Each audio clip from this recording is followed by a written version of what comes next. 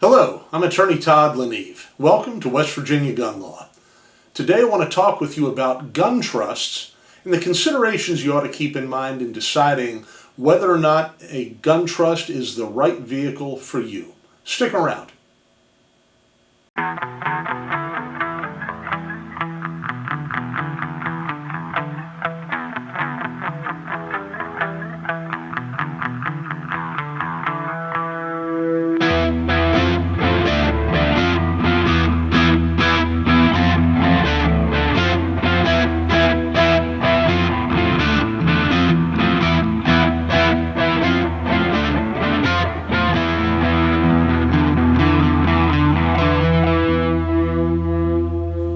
So you may be thinking about a gun trust after having read about one in an article or hearing somebody else talk about having one and the things that they were able to do with that trust.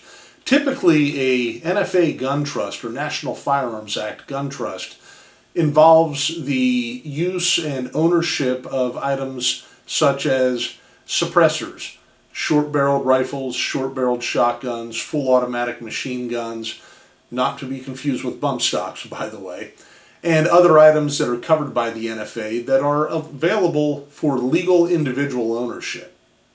However, ownership of those kinds of items brings with it a high level of responsibility because the rules under the National Firearms Act for ownership and use of those types of things are very strict. You have to follow them closely. If you don't, there are significant criminal penalties that you could incur through violating the rules somehow, whether intentional or not. Now, owning these kinds of items generally requires that you as the individual have to be present at all times when somebody else might be available to use those items. Let's say you go to a range day and take a suppressor or short-barreled rifle or some other cool thing that's regulated by the NFA, and you want to allow other people at the range to have an opportunity to use those items. Perfectly legal as long as you are there in direct contact with that person and are present at all times while they are using those items. That's all fine. But in the event that you aren't around or others have access to those items when you're not around, there are a number of issues that can come up and again can lead to criminal penalties for you. A few simple examples are perhaps you are gone for the day and a family member knows how to access the secure area where you keep your NFA items. Perhaps they've got a key to the safe or a combination, or they know how to get into the gun room in your home where those items are kept, and in fact they go in and access those items. Well, because you as the individual owner aren't present, there is now a legal problem that has come up by this other unauthorized person having access to the items when you aren't around. Let's take another example. Perhaps you're in the military and you own some NFA items and you are going to be deployed for an extended period. Or perhaps the nature of your job is such that from time to time your company sends you on extended work travel to other places away from your home, and you think, boy, I'd rather have somebody able to watch these items for me. I'm going to leave them with a friend or a family member. Well, in the act of doing that, you have now again run afoul of the NFA rules regarding ownership and possession of those items by allowing somebody who's not you to have access. Another easy example is taking a range day, as we've talked about here, and you rode with a friend, and after the range day you went and had dinner and he dropped you off at home, and after a long day you were kind of tired and weren't thinking and you left your things in the trunk of his vehicle.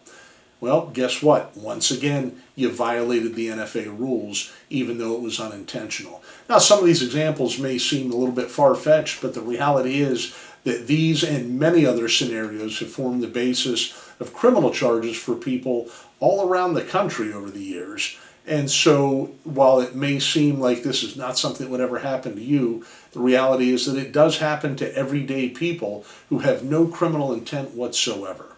So, one of the things to keep in mind is that the potential problems that come out of this is that if you're faced with criminal charges, there are potential penalties for violations of the NFA with imprisonment of up to 10 years, fines of up to $250,000, and even potentially the confiscation permanently of all of your NFA items. So what's a simple way that we can avoid all these problems? A gun trust. A gun trust gives you a vehicle that legally allows you and others to have access to those items without you having to be present all the time. Let's talk about some of the real advantages that can come from a trust. Some of the biggest advantages of having a gun trust in which you name co-trustees are that the co-trustees have equal rights to use and possession of those NFA items just as you do. You would be known as the settlor, or the person who creates that trust in the first place. You also would be the initial trustee, and then later could add co-trustees to your trust. Those co-trustees, once they are properly in the trust, are then able to access the NFA items, take them for whatever purpose, whether a shooting competition, whether a range day, whether a hunting trip, whatever the case may be. They can travel with those items, subject of course to the various restrictions under the NFA for traveling across state lines with NFA items. They can store them at a different location. They can take them for maintenance and work at an FFL.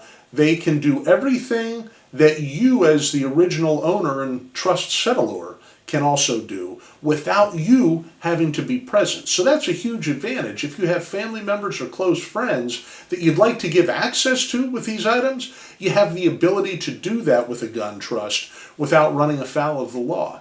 So some of the other great advantages of a gun trust are, first off, that you can avoid probate problems after your passing by having these items identified in a trust, having beneficiaries and co-trustees identified in that trust. It simplifies the process of transfer of those items after your death without the need for a court to get involved and try to make that determination. The simple fact is, having an estate that ends up in probate can in fact delay things and create complications that you didn't anticipate or that you may not want. Another advantage is that trusts will extend beyond the life of you as the original trust settlor. That law varies a little bit from state to state, but in general, most states are going to recognize a term of 20 years after the death of the settlor that the surviving trustees or co-trustees have in which to determine what's going to ultimately happen with those firearms.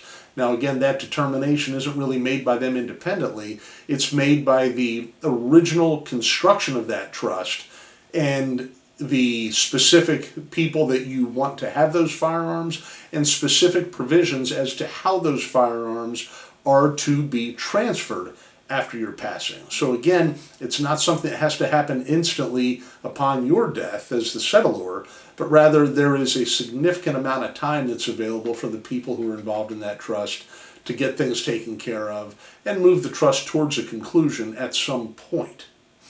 Additionally, you have the ability with the trust to add as many people as you want. So you can identify family members, friends, whoever you would like to have involved in that trust and who you would like to have access to those NFA items.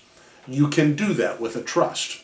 Again, as an individual, you can do that, but you've got to be present every time somebody who's not you is using those items. With the trust, again, you can name beneficiaries and additional trustees who would be people who would get a legal advantage with respect to these firearms and these NFA items after your passing.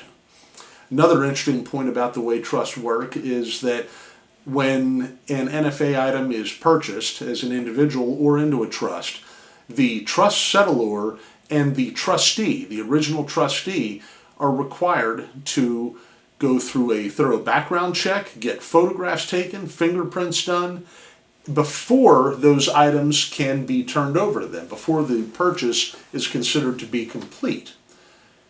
So, as the trust settlor, if you choose to add several items to your trust from the outset and then later add co-trustees, those co-trustees don't have to go through the same process of background check, photos, and fingerprinting in order to be able to have access to the items in the trust. It would only be when you add new additional items to the trust that your co-trustees would have to go through that process. But anything that's in the trust pre-existing the entrance of a co-trustee is granted full access for those trustees. So how about some of the challenges of using a gun trust? And certainly there are some things that you need to be aware of because they can impact how you choose to administer the trust, and they also impact your legal obligations. So obviously, first off, a trust only goes so far as protecting you as long as you and the items in the trust are being handled in a lawful manner. Let's say that there's a change in the law regarding certain types of firearms. Let's say that there is a regulatory change that impacts the firearms that you have, and ultimately that regulatory change is not successfully fought in the courts of this country. Well, now you may own items that, even though they're in a trust, have to be treated differently. And so being aware of changes in the law is critical, because the trust itself is not an end-all be-all from now to the end of time blanket coverage for owning the items that are in that trust. There could be things that happen down the road that change the manner in which those items are viewed under the law, and it would be your obligation as the trustee to ensure compliance with those legal changes.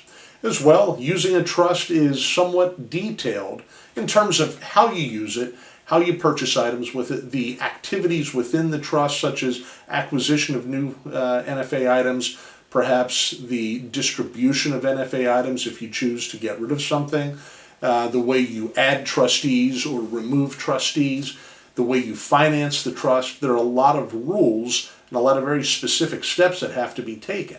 And so it's not something that you can just casually throw into effect and kind of forget about it. You do have to follow various set of standards. Now, one of the great things in my practice is that not only can I prepare the trust for you, but I prepare several supporting documents that help you better understand how to use your trust efficiently and effectively, so that you have a clear understanding of the way that that trust can work for you, and a clear understanding of what you need to do to be able to remain inside the boundaries of the law, so that you don't run into these potential issues of the ATF and others trying to come after you because you've done something wrong. So a trust is a great option for those who want to own NFA items, that want to be able to ensure that their family is able to get those items after they've passed away, and to smooth that whole transition process, compared to individual ownership and trying to leave a firearm through a will or other testamentary document that, again, could end up involving probate and all kinds of complication in the court system. If you have questions about a trust and whether or not it's the right thing for you, please get in touch. My contact information is available in the video description down below. I'd be happy to speak with you about it, and if you decide it's the right vehicle for you, I'd be happy to help you get your trust set up and get you on the way towards safe legal ownership of an NFA item or multiple NFA items. I appreciate you taking a few minutes with me here today. If you haven't subscribed to the channel yet, we'd love to have you do so.